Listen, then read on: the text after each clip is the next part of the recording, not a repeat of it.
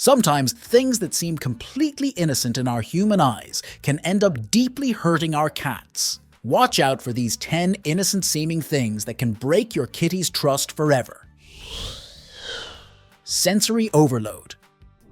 A cat's whiskers are located on the top of their head, on their cheeks, next to their ears, and even on the backs of their front legs. You probably know that they can be used by your kitty to help them judge whether they can fit through a small space.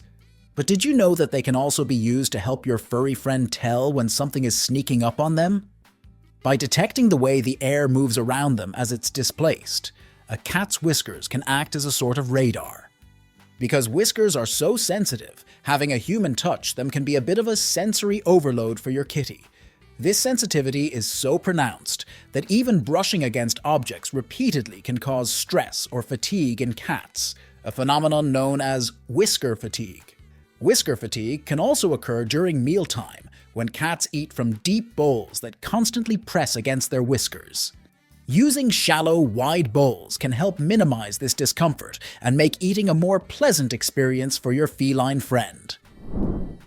Adjust your force.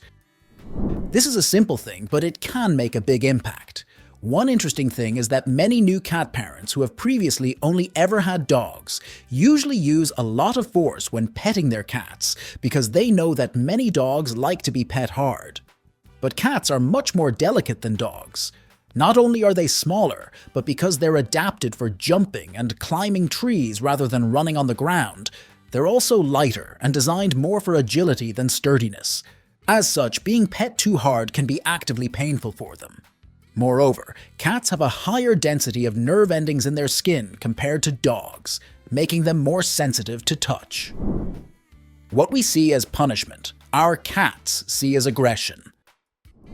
Luckily, most cat parents will never hit or kick their cat in punishment, but some might think that there's no harm in spraying them with water or air when they do something wrong. But cats, unlike humans, have a limited ability to connect events that happened in the past with events that are happening in the present. If you chose to spray your human roommate with water every time they left their dishes in the sink, an impulse that many would sympathize with, then eventually they would make the connection and hopefully start putting their dishes away. But your cat will never make the connection unless you catch them directly in the act.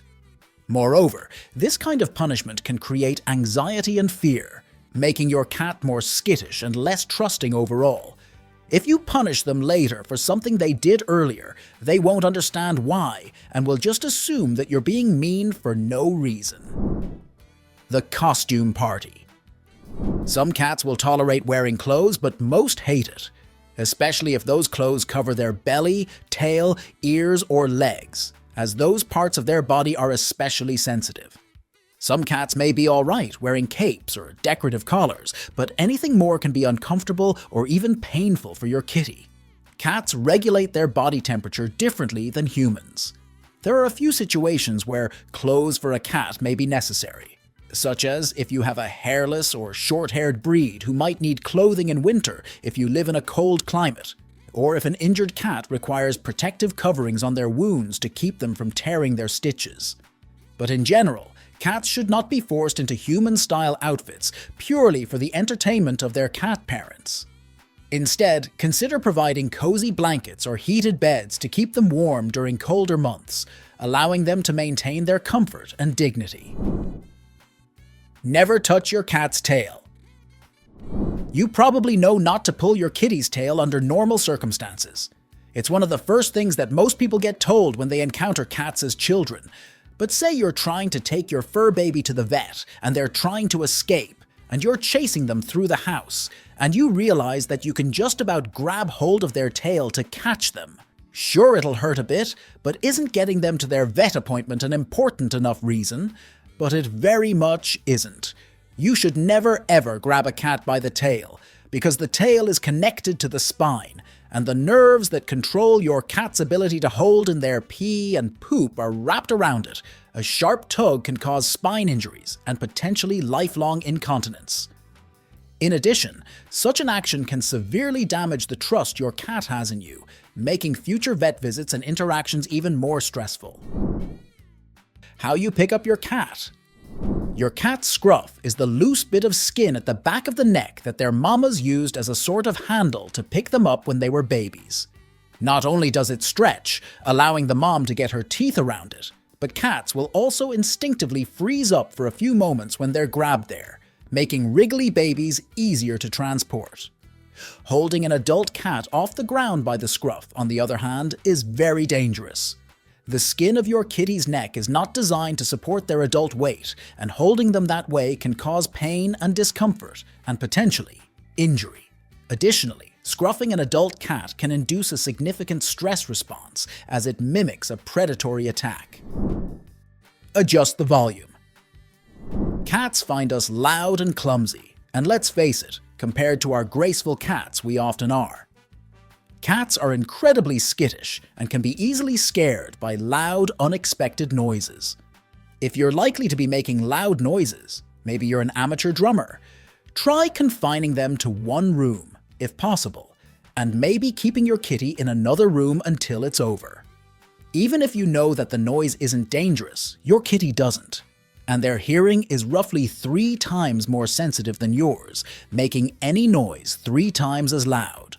In addition to their acute hearing, cats also have a strong survival instinct that triggers when they hear sudden or loud noises, which can cause them significant stress and anxiety.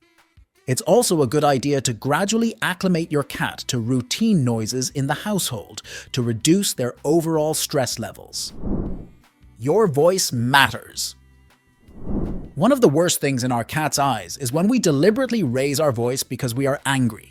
And it doesn't even matter if we are angry at our cats or someone else entirely. Cats are not only sensitive to loud sounds, but they're also very sensitive to their humans' emotions. Studies show that they can tell the difference between human facial expressions to recognize when a human is happy, sad, or angry. Interestingly, cats can also pick up on subtle changes in your body language and tone of voice, which means that even minor expressions of anger or frustration can easily be detected by them. The worst mistake. Declawing is by far the worst thing that well-meaning cat parents do to their cats. Because the claw is attached to the bone rather than being attached to the skin like a human fingernail, the operation is equivalent to cutting off a human's fingers down to the first knuckle. Declawing your cat will likely cause them lifelong pain and discomfort. Not only will they possibly associate the act of you taking them to the vet with this happening to them, but they will also be in pain and feel vulnerable without their claws to defend themselves, which can make them feel less trusting in general. In addition, declawed cats often develop behavioral issues such as biting and avoiding the litter box due to the pain associated with digging. This can lead to a breakdown in the bond between cat and owner, as the cat's behavior becomes more unpredictable. Furthermore, many countries and cities have recognized the cruelty of declawing and have banned the practice altogether, promoting alternative methods like regular nail trimming and providing appropriate scratching posts. Now that you've learned some things about your cat, why not find out what you can learn from them? Check out this video on why God sent you a cat to discover what lessons our feline companions can teach us.